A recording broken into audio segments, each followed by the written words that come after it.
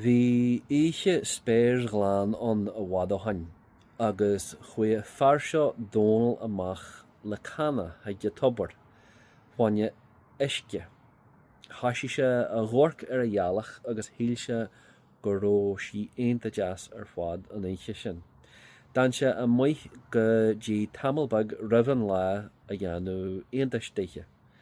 Rinne ngealach amach gur mhór an trúige mar ghónal de bharr an dúil mhór seo a chur sé intí agus thóg sé níosa, agus tá sé ansin le faiceal ó hain ag a hananne agus a chana isce ina lámh aige.